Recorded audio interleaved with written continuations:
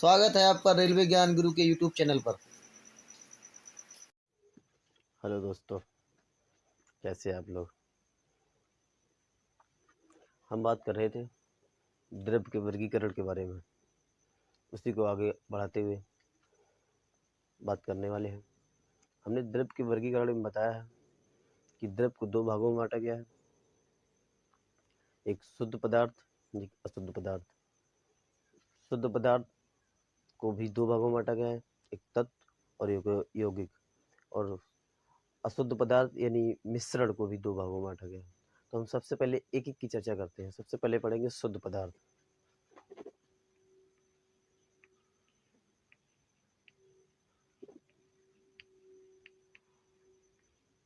शुद्ध पदार्थ क्या होते हैं? शुद्ध पदार्थ का मतलब है ऐसे वो तत्व जिनके समान अणु हो, कोई ऐसा मिश्रण मिलाया जाए जिसमें से समान अणु मिले, यानी कि कोई भी विलयन हो, कोई भी विलयन हो उसमें समान अणु पाए जाए उन्हें शुद्ध पदार्थ कहा जाता है। यानी शुद्ध पदार्थ क्या है? कोई भी विलयन हो उसमें जितने भी अणु हो वो कैसे हो? वो एक समान हो, समान अणु हो, उन्हें हम शुद्ध पदार्थ कहा जाता है। अब हम बात करें शुद्ध पदार्थ। शुद्ध पदार्थों को भी दो भागों में बांटा गया है, एक तत्व, एक यौगिक। पिछली क्लास में हम पढ़ चुके हैं। सबसे पहले हम तत्व की बात कर लें कि तत्व क्या होता है। तत्व क्या होता है? तत्व क्या है? तत्व वह एक सूक्ष्म कण है जिसके टुकड़े नहीं किए जा सकते, जिसके भागों में तोड़ा नहीं जा सके, उन्हें तत्व कहा जाता है। जिसके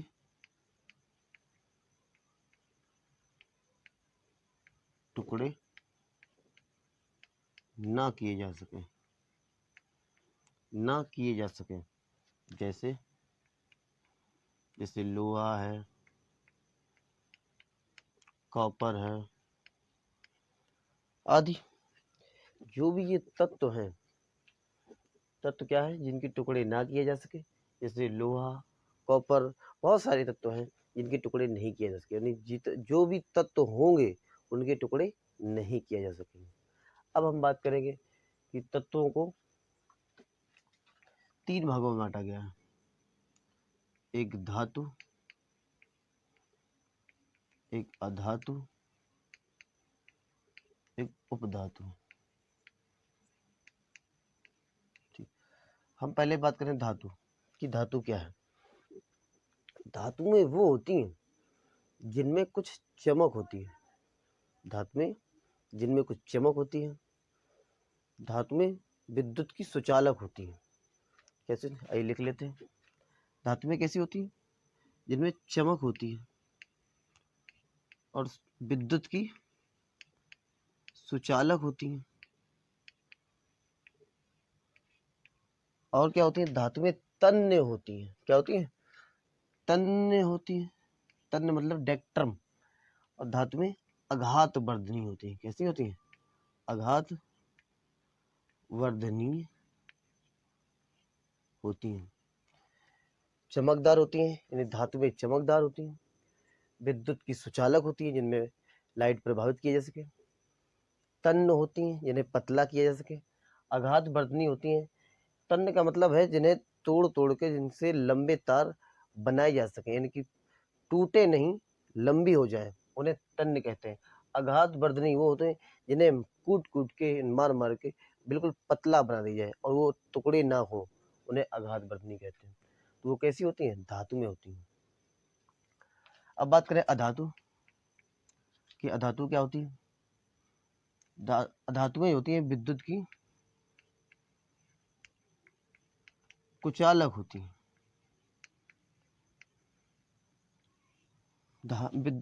अधातुएं जो होती हैं विद्युत की कुचालक होती हैं, तन्य नहीं होती। तन्य नहीं होती मतलब कैसी होती हैं? कठोर होती हैं। कहती हैं कठोर होती हैं और चमकदार नहीं होती हैं। चमकदार नहीं होती हैं। ठीक। धातु में क्या होती हैं? जो चमकदार होती हैं, विद्युत की सुचालक होती हैं, तन्य होती हैं, आघात वर्धनी होती हैं। अधातु में क्या होती हैं? जो विद्युत की कुचालक होती हैं, तन्य नहीं होती यानी कठोर होती और चमकदार नहीं होती। बात कर रहे हैं उपधातु, मोस्ट इम्पोर्टेंट। उपधातु आपके हर एग्जाम में पूछा जाता है और खासकर रेलवे में। उपधातु वो होती हैं जिसमें धातु और अधातु, धातु और अधातु, धातुओं और अधातुओं दोनों के गुण समाहित हो, उन्हें उपधातु कहा जाता है। जैसे इसके उदाहरण हुए, इसके एग्जाम्पल पूछे जाते हैं, वो मैं लिख देता हूँ। जैसे एंटीमनी, बिस्मथ, एंटीमनी है, बिस्मथ है, आर्सेनिक, आर्सेनिक आदि। उपधातुएं वो होती हैं जिनमें धातुएं और अधातुओं दोनों के गुण, दोनों के लक्षण पाए जाते हैं। जैसे एंटीमनी, बिस्मथ, आर्सेनिक आदि ये होती हैं। अब हम बात करते हैं, एक मोस्ट इंपोर्टेंट क्वेश्चन पूछा जाता है कि सबसे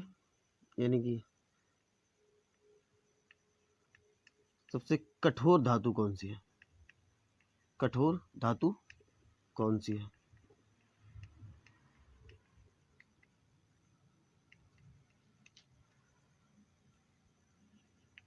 द्रव अवस्था में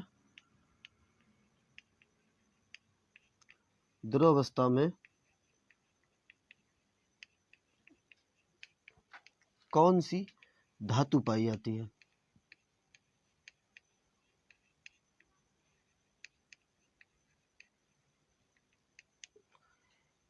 सबसे कठोर धातु कौन सी है?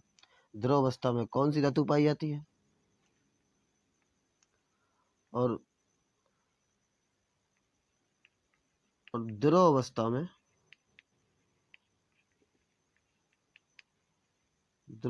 में कौन सी अधातु पाई जाती है? अधातु पाई जाती है। यानी कि क्वेश्चन पूछा जाता है कि या तो सबसे कठोर धातु कौन सी है, या कि द्रव अवस्था में कौन सी धातु पाई जाती है, या द्रव अवस्था में कौन सी अधातु पाई जाती है। तो इसका आंसर आप कमेंट बॉक्स में बताइएगा। इसका मैं बता देता हूं कि द्रव अवस्था में कौन सी धातु पाई जाती है। वो है ब्रोमाइड यानी ब्रोमीन। और द्रव अवस्था में कौन सी अधातु पाई जाती है? वो है पारा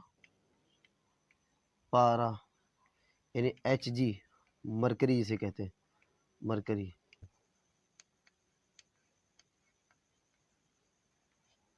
यानी ऑर्गेनिक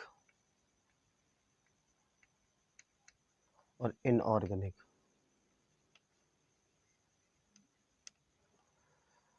कार्बनिक वो होते हैं जिसमें कार्बन की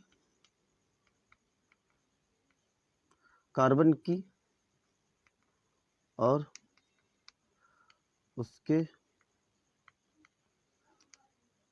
यौगिक का अध्ययन किया जाए,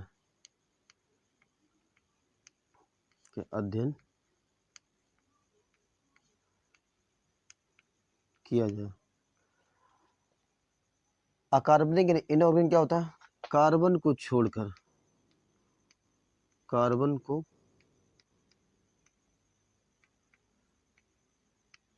छोड़कर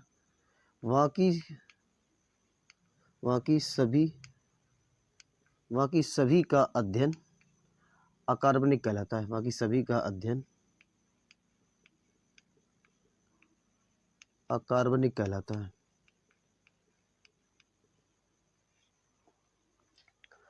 यानी यौगिक कंपाउंड क्या होता है? कार्बनिक और अकार्बनिक। ऑर्गेनिक को कार्बनिक कहते हैं, इनऑर्गेनिक को अकार्बनिक कहते हैं। कार्बनिक कार्बन की और उसके यौगिक का अध्ययन किया जाता है तो कार्बनिक होता है, और अकार्बनिक क्या होता है, कार्बन को छोड़कर बाकी सभीयों का जिसका भी अध्ययन किया जाए वो सब क्या होता है, अकार्बनिक होता है। अब हम बात करेंगे मिश्रण। वैसे एक चीज पहले समझ लें कि यौगिक और मिश्रण में क्या अंतर है। यानी कंपाउंड होता है, यहाँ मिक्सचर होता है। हम बात कर रहे हैं यौगिक यानी कंपाउंड और मिश्रण के बारे में, तो इसे समझ लेते हैं। कंपाउंड वो होता है जिसमें दो समान चीजें, समान वस्तु, दो समान वस्तु मिलाई जाए, दो या दो से अधिक, दो या दो से अधिक, दो या दो से अधिक समान वस्तु मिलाई जाए तो वो कंपाउंड यौगिक होता है। जैसे H और O।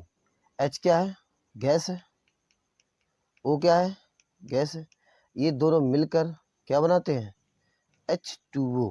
क्या बनाते हैं, जो H2O मिश्रण है उसे क्या कहते हैं, यौगिक कहते हैं। क्यों कहते हैं कि इसमें दो प्रकार से मिले, यानी हाइड्रोजन भी गैस है, ऑक्सीजन भी क्या है, गैस है, दोनों मिलकर जल का निर्माण करते हैं तो ये क्या हो गया, कंपाउंड यानी यौगिक हो गया। अब हम बात करेंगे मिक्सचर यानी मिश्रण क्या होता है। मिश्रण में अलग यानी दो या दो से अधिक वस्तु या चीज या धातु या अणु, कुछ भी कह सकते हैं, दो या दो से अधिक वस्तु या अणु के मिश्रण को मिश्रण कहते हैं। मतलब इसमें क्या है, अलग अलग होगा, क्या होगा, अलग अलग मिलाई जाए, अलग अलग मिलाए। जैसे हम बात करें अलग अलग, जैसे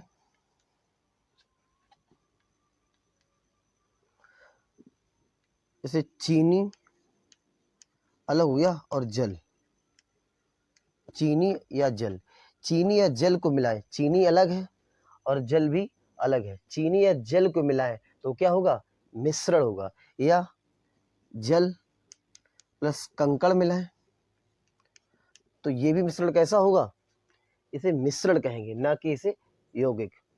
अब हम बात समझेंगे कि मिश्रण भी दो प्रकार का होता है, एक होता है समांगी और एक होता है विषमांगी। समांगी मिश्रण क्या होता है, समांगी मिश्रण वो होता है जिसमें समान चीज, कोई भी चीज डाली जाए जो अच्छी तरीके से घुल जाए। यानी समांगी मिश्रण यानी होमोजीनियस क्या होगा, जो समान पूरी तरीके से घुल जाए उसे कहेंगे समांगी मिश्रण। और विषमांगी मिश्रण वो होगा जो चीज पूरी तरीके से घुले ना। जैसे इसका उदाहरण होगा, चीनी में यदि जल मिला दिया जाए तो पूर्णतया घुल जाएगी, तो इसका उदाहरण है समांगी मिश्रण का उदाहरण है। अगर जल में कंकड़ को मिला दिया जाए तो किसका उदाहरण होगा, विषमांगी उदाहरण, यानी जल में कंकड़ पूर्णतया नहीं मिलेंगे। बात समझ गए, ठीक है। तो अभी हमने पढ़ाया आपको मिश्रण, समांगी मिश्रण और विषमांगी मिश्रण। अब हम बात करेंगे समांगी मिश्रण के बारे में। मिश्रण भी कैसा, समांगी मिश्रण। समांगी मिश्रण यानी होमोजीनियस,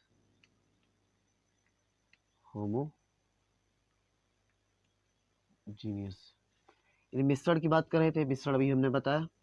अभी हमने पढ़ाया कि यौगिक क्या है और मिश्रण क्या है, दोनों में अंतर बताए। A to Z में सब कुछ पढ़ाऊंगा। अब हम मिश्रण के बारे में बात करें, मिश्रण समांगी मिश्रण। समांगी मिश्रण में हम सबसे पहले समझेंगे विलयन, कि विलयन क्या है। विलयन किसका उदाहरण है, समांगी मिश्रण का विलयन उदाहरण है। अब हम समझते हैं कि विलयन क्या होता है, थोड़ा सा समझ लेते हैं। हालांकि आप लोगों में ये आएगा नहीं, लेकिन इसको समझेंगे नहीं तब तक जान नहीं पाएंगे। ये कोई बीकर है, इस बीकर को हम विलयन कहते हैं। क्या कहते हैं? विलयन कहते हैं, यानी सॉल्यूशन कहते हैं। क्या कहते हैं? सॉल्यूशन कहते हैं। ठीक है। जो द्रव इसमें घोला जाता है, एक होता विलेय, एक होता विलायक। क्या होता है? विलायक। विलायक क्या होता?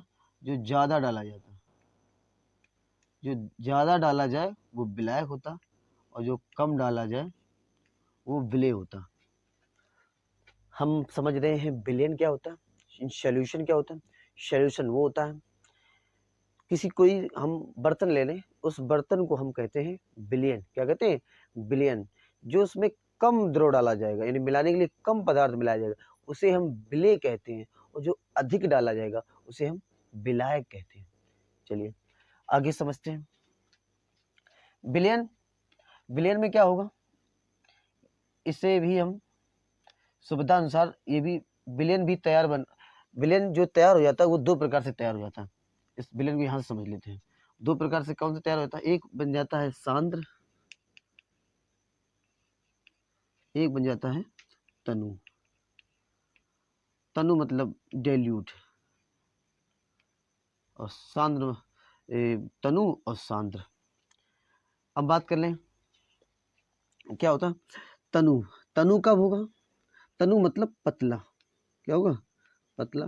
और सांद्र मतलब गाढ़ा। क्या होगा? गाढ़ा। हम बात पतला और तनु होगा कब? पतला जब होगा जब विलायक की मात्रा विलेय की मात्रा से अधिक होगी, यानी कि विलायक की मात्रा विलेय से कैसी होगी? अधिक होगी। चीज़ों को थोड़ा ध्यान से समझना है कि हमने यहाँ विलयन लिया। विलयन जो कम मिलाया जाता है उसे विलेय कहते हैं, जो ज़्यादा मिलाया जाता है उसे विलायक कहते हैं। विलयन को सुविधा अनुसार विलयन बनेगा कैसे, इसके अनुसार हमें दो प्रकार से विलयन बनकर तैयार होता है। एक होता है सांद्र, एक होता है तनु। तो सांद्र मतलब गाढ़ा और तनु मतलब पतला। पतला तब होगा जब विलायक की मात्रा विलेय से कैसी होगी? लगभग ज्यादा होगी। और गाढ़ा तब हो जाएगा जब विलायक की मात्रा विलेय से लगभग या तो थोड़ा कम या लगभग बराबर होगी। विलेय की मात्रा कैसी होगी? विलायक की मात्रा और विलेय की मात्रा लगभग बराबर होगी, तो उसे हम सांद्र यानी गाढ़ा विलयन कहते हैं। और तनु पतला उसे कहते हैं जिसे विलायक और की मात्रा विलेय की मात्रा से अधिक होगी, उसे हम तनु यानी डेल्यूट सॉल्यूशन कहते हैं। अब हम बात कर लें इस विलायक यानी कि विलयन के बारे में। अब विलयन दो प्रकार का होता है। एक होता है संतृप्त विलयन, एक होता है असंतृप्त विलयन। असंतृप्त विलयन। हम समांगी मिश्रण का पढ़ रहे हैं। समांगी मिश्रण में सबसे पहला उदाहरण पढ़ रहे हैं विलयन। विलयन को दो भागों में बांटा गया, एक संतृप्त विलयन, एक असंतृप्त विलयन। संतृप्त विलयन, संतृप्त विलयन बारे में बात कर रहे थे हम। संतृप्त विलयन क्या होता है? संतृप्त विलयन वो होता है जो विलयन में जो विलेय है वो विलेय से ज्यादा ना घुल पाए, ज्यादा ना घुल पाए, ना घुल पाए, घुल पाए, उसे संतृप्त विलयन कहते हैं। यानी कि ये इस तरह के हैं, इसमें यहाँ तक भरा है, तो इसमें और अधिक विलेय जो अधिक है, अधिक विलेय ना घुल पाए, वो संतृप्त विलयन होता है। असंतृप्त विलयन वो होता है जो किसी भी विलयन में ये भरा यहाँ तक, यहाँ विलायक और नीचे विलेय, यानी असंतृप्त वो होगा जिसमें विलेय जो है वो विलायक से कम हो। क्या हो? कम हो। यानी विलायक से विलेय कम होगा उसे असंतृप्त विलयन कहते हैं। और जो संतृप्त विलयन क्या है, जो विलेय विलयन में विलेय ज्यादा होगा, किससे? विलायक से। किससे? विलायक से, या ज्यादा ना डाला सके, विलायक से ज्यादा ना डाला जा सके विलेय में, तो संतृप्त और असंतृप्त विलायक विलेय से कम बना रहे। अब हम इससे आगे समझेंगे इसका सूत्र। एक सूत्र होता है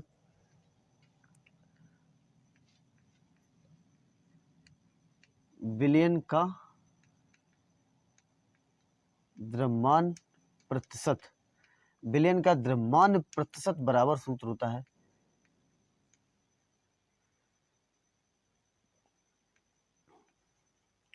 विलेय का द्रव्यमान, विलेय का द्रव्यमान, विलेय का द्रव्यमान बटे विलयन का द्रव्यमान, विलयन का द्रव्यमान। हमने बताया कि संतृप्त असंतृप्त के बारे में, फिर हमने बताया कि विलयन का द्रव्यमान, विलयन का द्रव्यमान प्रतिशत, हमें परसेंट निकालना है, प्रतिशत निकालना है, तो इसके लिए सूत्र होता है विलेय का द्रव्यमान बटे विलयन का द्रव्यमान। इससे आपके संबंधित एक ग्रुप डी में प्रश्न आता है। चलिए अब मैं इससे संबंधित एक प्रश्न को, सवाल को हल कराता हूँ। ठीक है, विलयन के 400 ग्राम विलायक जल में 50 ग्राम साधारण नमक विलेय है, विलयन का द्रव्यमान प्रतिशत में बताओ। अभी हमने बताया था इस प्रकार का सवाल आपके ग्रुप डी में पूछा जाएगा। तो हम बात करते हैं, सबसे पहले हमें निकालना है विलयन का द्रव्यमान। विलयन का द्रव्यमान, विलयन का द्रव्यमान, विलयन का मतलब इस प्रकार का विलयन है, उसमें द्रव्यमान कितना है। तो विलयन में क्या क्या भरा होता है, विलायक और विलेय। तो हम वही कर लेते हैं, विलायक और प्लस विलेय, दोनों का क्या लेंगे, द्रव्यमान। तो विलायक का कितना है 400 ग्राम और प्लस विलेय का द्रव्यमान 50 ग्राम, तो कितना हो गया 450 ग्राम। इन विलयन का द्रव्यमान क्या हुआ, विलायक का द्रव्यमान प्लस विलेय का द्रव्यमान 400 ग्राम प्लस 50 ग्राम, तो कितना हो जाएगा 450 ग्राम। अब हमें निकालना है विलयन का द्रव्यमान। चाहे विलयन का द्रव्यमान प्रतिशत पूछा जाए या विलयन की सांद्रता पूछी जाए, या विलयन की सांद्रता पूछी जाए, सांद्रता प्रतिशत पूछी जाए, दोनों बराबर होती हैं। ठीक है, तो हम निकाल लेते हैं यहाँ पर विलयन का द्रव्यमान प्रतिशत में।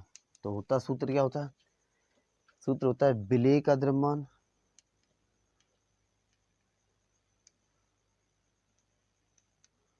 बटे विलयन का द्रव्यमान, विलयन का द्रव्यमान इंटू 100 अगर प्रतिशत निकालना है। तो विलेय का द्रव्यमान कितना होता है, आया विलेय का है 50, विलेय का कितना है, विलेय का साधारण विलेय है 50 और विलयन का 450 अभी निकाला है, 4 इंटू 100,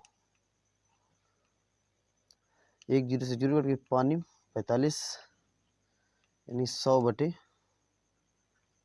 9 यानी 11 सही 1 बटे 9%। यही क्या होगा,